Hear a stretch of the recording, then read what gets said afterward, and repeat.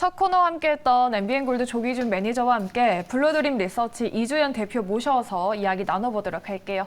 두 분 안녕하십니까? 안녕하세요. 안녕하십니까? 네. 저희 앞서서 시장 얘기 잠깐 매니저님과는 짧게 나눠봤는데 오늘 시장 좀 어떻게 보내보셨는지 내일장은 어떻게 될 것 같으신지 짧게만 한번 들어볼까요?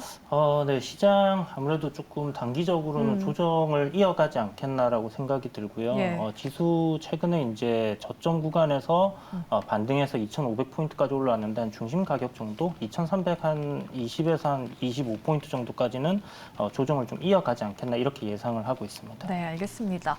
조정 상세를 이어갈 것이다. 그럼 우리는 어떤 종목을 눈여겨봐야 할까요? 메이저 수급들이 눈여겨보고 있는 매수상위 탑5 종목들 열어보도록 하겠습니다. 네, 역시나 오늘 메리츠 증권과 메리츠 화재가 보이죠. 저희가 잠시 뒤에 알아볼 거고요. 외국인은 삼성중공업, 기관은 세진중공업을 담아가고 있습니다. 자, 메리츠 안 짚어볼 수가 없죠. 지금 기업들을 다 쪼개면서 더블 카운팅 이슈가 판치는 요즘에 메리츠 금융은 오히려 세 개의 상장사를 한 개로 합치기로 했습니다. 오늘 대거 상한가를 기록했는데 내일 주가는 어떻게 보시는지 두 분의 의견 열어보도록 하겠습니다. 고! 네, 역시나 메리츠 증권은 고로 일치를 했습니다. 대표님 지금 대주주의 지분율도 오히려 하락하고 시간외에서 주목을 받았던 메리츠 그룹주입니다. 내일장 당연히 뭐 상승 이유를 줄 수밖에 없을 것 같아요. 네, 아무래도 뭐 자진 상폐가 예. 되는 부분이고, 뭐 우리나라에서 뭐 기업들이 보통 이제 이런 경우는 잘 없는데 그러니까요. 메리츠 금융지주 같은 경우는 굉장히 주주 친화적인 정책을 펴고 있고. 지금 메리츠 증권 같은 경우는 기본적으로 이제 저평가되어 있습니다. 보통 증권주들이 많이 저평가되어 있는 부분들이 있지만 이슈까지 이제 부각이 된 상황이고 그리고 메리츠 금융지주 한 주당 0.16주를 이제 지급을 하게 되는데 예. 이 부분이 이제 보통 과도하게 모 회사에 좀 좋게끔 이렇게 되는 부분도 아니고요.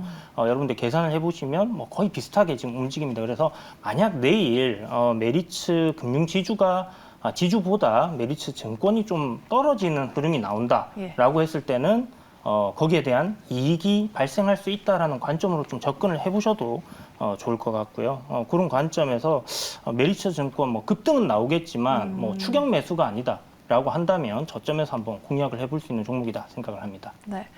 메리츠 증권 중장기적으로 조정 시 매수 관점을 말씀을 해주셨어요. 매니저님은 좀 어떻게 보십니까?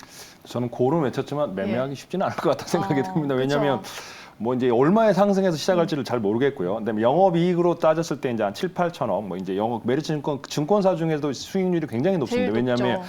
왜냐하면 여기 이게 PF가 많기 때문에 부동산 그래서 약간은 이제 문제가 있다라는 얘기도 있는데 대부분 이제 리스크 관리를 했습니다. 그래서 최근에 네. 들어서도 그래서 리스크 관리하고 있더라도 또 부동산 가격이 떨어진다면 하는데 영업이익을 이제 뭐 금융주주에서 50% 이제 뭐 배당을 하겠다, 주주 친화적으로 하겠다 그래서 굉장히 큰 금액이거든요. 그래서 주당 뭐 4,600원 이상 뭐 나오는 것 같은데 이제 보고서에는 증권과 화재는 하락 요인이 있다고 얘기는 나왔는데 저는 이제 수급 상황으로 봤을 때 이게 이제 자진 상폐되면서 뭐가 있냐면은 이제 슈치키즈, 그러니까 공매도들이 환매수를 해야 되거든요. 그래서 공매도 환매수가 지금 현재 외국인들과 기관들 굉장히 많이 들어올 거라고 생각을 합니다. 그래서 그 환매수에 의해서 수급에 의해서 상승을 할 것 같고 지금 이제 5,800원대에서 뭐 7, 8천 원까지 갈 것 같은데 너무 또 높게 시작해 버리면 매매하기는 좀 힘들 것 같고 네. 그래서 적당한 가격에서 시작했으면 좋겠지만 제가 보기에는 공매도 외국인들의 어떤 뭐 공매도 때렸던 세력들의 지금 현재 급하게 사느라고 제가 보기에는 굉장히 높은 가격에 시작해서 아마 움직일 것 같아서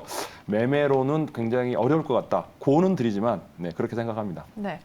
매매 역시 어렵긴 하죠. 지금 대표님 최근에 증권 화재 계열사 주가가 좀 지주사랑 동일하게 움직일지도 궁금한데 쇼커버링이 좀 계속 들어와 주면서 그룹주가 전체적으로 다 같이 동일하게 좀 움직여 줄까요? 이게 이제 예를 네. 들어서 금융 지주는 급등을 하는데 만약에 메리츠 증권이 좀 조정을 받는 상황이 온다라고 했을 때는 신규로 접근하시는 분들께서는 제가 봤을 때 나중에 주식으로 지주사 주식을 전환해 줄 때 굉장히 메리트가 생기는 부분이거든요. 그런 관점, 그리고 아까 전에 말씀하셨던 숏스퀴즈 말씀을 하셨는데 아마 매수 기회가 진짜 쉽지 않을 것 같아요. 네. 그렇지만 만약 뭐 금융사 지주사 주가는 올라가는데 증권주가 하락한다라고 했을 때는 저점 매수 관점 분할 매수로 공략을 해보시고요. 분명히 주주 친화적인 정책 아까 말씀하신 것처럼 배당 굉장히 많이 주는 기업이고 지금까지 계속 주주 친화적인 정책을 펼쳐왔던 기업입니다. 앞으로도 그럴 가능성이 높기 때문에 그런 관점으로 장기적인 관점으로 여러분들이 저점 매수를 분할로 해가실 때는 크게 이 기업에서 손해보지는 않을 것 같다라는 생각이 드니까 그런 관점으로 접근을 해보시기 바라겠습니다. 네. 좀 장기적인 관점으로 보시는 게 좋을 것 같다는 메리츠 그룹주에 대한 전체적인 의견 들어봤습니다. 첫 번째 종목은 역시나 고로 일치했고요. 두 번째는 어떨까요? 저희 제주항공 들여다보도록 하겠습니다. 오늘 좀 많이 빠지다가 기관과 외국인의 수급이 들어오면서 하락분을 많이 만회를 했는데요. 내일장 주가 흐름 어떻게 보시는지 두 분의 의견 통해서 정리해 보도록 하죠. 고! 네, 제주항공을 두 분 다 고를 주셨어요. 매저님 지금 유상증자 물량이 오늘 또 마무리된다라고 하면서 또 조금 악재가 나온 것 같은데 내일장은 왜 고를 주셨을까요? 이게 이제 그 380만 주 실권주 된 거거든요. 그러니까 7,980원에서 이제 실권주가 되면서 이제 그거를 일반 이제 공모하면서 그 물량이 나온 거거든요. 그래서 지금 가격과 차이가 있다 보니까 이제 매물이 나왔는데 그거를 이제 기관들하고 이제 외국인들이 매수를 하고 있습니다. 그래서 이 회사는 LCC 중에 1위입니다. 그러니까 일본 항공, 일본으로 이제 가는 종목 중에 이제 일본 비행기 중에 대한항공 다음으로 점유율이 높거든요. 그다음에 LCC 중에 이제 50대가 넘어가요. 진에어가 25대 정도 되고요. 에어부산도 30대 정도밖에 안 되는데 여기가 50대가 넘어가는 비행기를 보유하고 있기 때문에 이제 일본으로 이제 우리가 여행 정상화 된다 그러면 저점에서 지금 현재 이제 유가가 하락을 하고 있거든요. 그래서 80불 정도 깨지려고 하고 있기 때문에 유가 하락 수혜주와 더불어 지금 오미크론에 관련해서 이제 우리가 무비자로 일본을 가고 그다음에 이제 사실 중국을 가야 되는데 아직은 중국은 오픈되지 않았기 때문에 그렇다고 그러면 더 우상향할 가능성이 있지만은 요거는 이제 단기적으로 매물 때문에 어떤 기업의 리스크가 아니고 유상증자를 2,100억을 성공했거든요. 그래서 유상증자 성공 효과와 그다음에 단기적인 매물에 의한 하락은 다시 반등으로 나올 거라고 생각을 합니다. 네. 그렇죠. 유가가 최근 많이 빠지면서 80불대까지 내려온 상황인데 아직까지 사실 중국의 확진자도 늘어나고 있고 재봉쇄에 대한 우려도 있거든요. 네. 이러한 부분이 좀 우려감으로 주가에 반영되지 않을까 싶은데요. 물론 뭐 중국에 대한 그런 부분들은 우려감 반영될 수 있지만 뭐 충분히 그런 부분들이 주가에 좀 반영이 되어 있다라고 생각할 수 있는 부분인 것 같고요. 선반영되었다라고 생각이 들고 아까 말씀하신 것처럼 이제 유가적인 부분이 내년에 이제 경기 침체라는 얘기를 계속 하고 있는 상황이기 때문에 그렇다면 유가가 여기서 뭐 드라마틱하게 뭐 정고점을 넘어가는 그런 상황들은 발생하지 않을 가능성이 높고 지속적으로 뭐 이런 저가 항공사들에게 유리한 그런 환경이 이어질 거다라는 생각이 듭니다. 그리고 지금 일본이 이제 그 여행객들 받는 부분에서 완화 조치를 하는 그런 부분들이 아마 4분기부터 해서 실적에 좀 반영될 가능성이 굉장히 높다라고 생각이 들고요.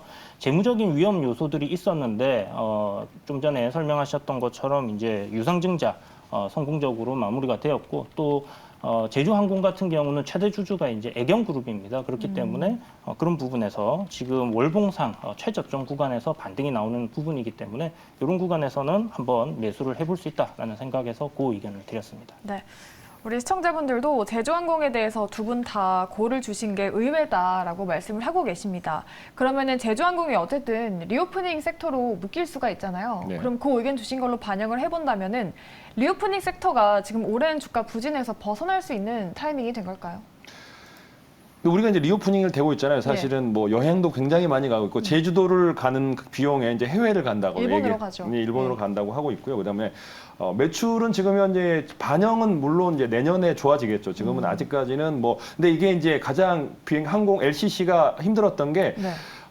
부도 리스크, 상패 리스크 뭐 그런 식으로 소문이 돌았거든요. 근데 그게 선제적으로 2,170억을 유상증자했다는 거는 이제 선제적으로 대응을 했다고 보시면 될 것 같고 계속 적자가 나고 있거든요. 그래서 자본 잠식률을 넘어가기 때문에 이제 그런 기업적 펀더멘탈 리스크를 벗어났고 그다음에 단지 수급상의 어떤 문제는 단기 악재라고 보여지고요. 그다음에 또 하나는 우리가 지금 저도 그렇고 일본을 가고 싶고 그러니까 일본에 조금 현재 최근에 엔화 약세에 의해서 호재기도 하고요. 그래서 그런 그러니까 지금 일본 여행 2위입니다. 그러니까 매출액도 그렇고 그래서 이제 제가 보기에는 제주항공은 저점에서 한번 잡아봐도 될 거다라는 생각을 해봅니다. 네, 좋습니다.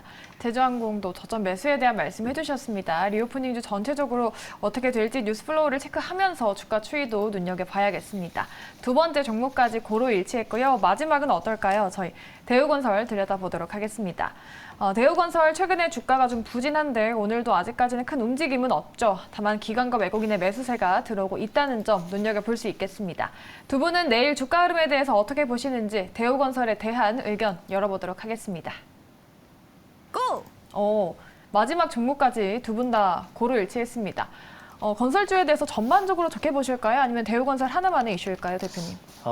일단 뭐 건설주들에 대해서는 사실 금리 올라가는 시점에 뭐 건설주들이 막 대단하게 상승했던 적은 없기 그죠. 때문에 그렇게 긍정적으로 보지는 않지만 일단 대우건설 같은 경우는 요번에 이제 네옴시티 관련된 부분도 있고 국내 매출보다 해외 매출 굉장히 좀 큰 편이고요. 그리고 아까 뭐 제주항공 관련해서도 얘기 드렸지만 경기 불황 뭐 경기 침체 이런 얘기들이 오고 있잖아요.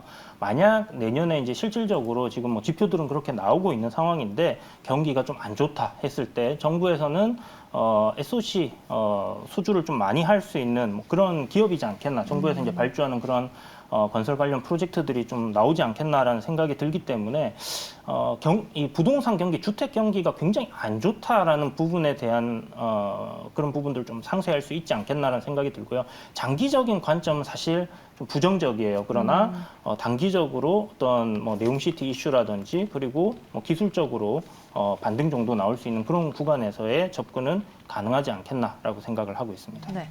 장기적으로 대우건설은 아직까지는 보수적이지만 단기적으로 네옴시티 테마로 묶이기도 했고 또 기술적인 부분으로 고를 외쳐주셨는데 매니저님도 이 부분에 동의하십니까? 뭐 저는 네, 동의하고요. 네, 네. 당연히 지금 이제 사실 저점에서 이제 이 관련 요게 이제 과거에 보시면은 이제 65% 주택 비중이었는데 매출에 근데 지금 현재 45%를 많이 낮아진 편이라고 합니다. 그리고 또 그런 수주가 계속 늘어나고 있는데 여기가 이제 베트남, 라이지라 해외 수주가 계속 증가하고 있다고 합니다. 그리고 또 하나는 여기가 또 원전 관련해서도 이제 기술력이 있기 때문에 그와 관련된 어떤 수주와 네옴시티 외에도 이제 우크라이나 재건 관련해서 사실 중소형사들이 많이 올라갔는데 그러니까 대형 건설사들이 이제 해외 나가서 수주할 가능성이 높기 때문에 뭐 삼성물산, 현대건설, GS, 대우건설까지 그래서 현재 매출액 대비 이제 영업이익이 한 7천억 정도 나오는데 시총이 한 2조 정도 되거든요. 그래서 펀더멘탈 상으로도 상승 여력이 충분하고요. 최근에 이제 7,500원에서 이제 3,900원까지 하락했다가 다시 반등 중이기 때문에 지금 이제 기술적으로 보셔라도 눌림목 매수 관점으로 보셔도 되겠는데 최근에 외국인들이 400만 주 샀거든요. 예. 기관들은 이제 보합인데 개인들은 이번에 상승장에서 이제 현금화 전략으로 매도를 했기 때문에 외국인들의 매수세는 지속될 것 같고요. 그다음에 기관들이 이제 지수 상승의 어떤 흐름상 수급적으로 다시 매수할 가능성도 있기 때문에 상승 여력은 충분하다 보겠습니다. 네, 좋습니다. 근데 지금 건설사들이 다 힘든 상황인데 이런 중소형 건설사가 버틸 수 있을지에 대한 시청자분들의 질문이 들어왔어요. 지금 네옴시티 말씀도 해주셨는데 네옴시티 프로젝트의 방점이 어쨌든 건설이잖아요. 네. 그러면 그러한 기대감으로 건설주에 훈풍이 불 수 있을까요? 저는 충분히 불 수 있다라고 생각을 하고요. 예. 제가 이제 예전에 사우디를 한번 간 적이 있었는데 동양인을 바라보는 시각이 좀 부정적인 나라거든요. 그런가요? 그런데 처음에 딱 첫 마디가 예. 한국 사람이냐 중국 사람이냐 오. 딱 물어봐요. 한국 사람이다라고 하면 바로 표정이 바뀝니다. 좋은 표정인가요? 굉장히 긍정적인. 예. 그래서 한국인들에 대한 그런 긍정적인 인식이 굉장히 오랜 시간 이렇게 쌓여 있는 그런 나라가 아닌가라는 생각이 들고요. 이번에 이제 뭐 방한해서 코리아 퍼스트라는 얘기를 뭐 2번 정도 외쳤다라는 얘기가 나왔던 만큼 충분히 우리나라가 어떻게 이번에 기회를 잘 살린다고 하면 제2의 중동붐이라고 하는 물론 실질적으로 가서 일을 하는 사람들은 예전만큼 없겠지만은 기업들이 실적을 낼 수 있는 그런 하나의 충분히 좋은 모멘텀이 될 수 있다라고 생각을 하기 때문에 그런 관점에서 네옴시티가 저는 좀 괜찮은 그런 부분들이 되지 않겠나라고 기대를 좀 하고 있습니다. 네, 좋습니다. 그럼 매니저님도 건설주 전반적인 의견에 대해서 같은 생각이신지 지금 국내 시장에서도 정비 사업에서도 건설사들이 발을 빼고 있는 상황이라고 해요. 업황이 많이 안 좋은 것 같은데 어떻게 보세요?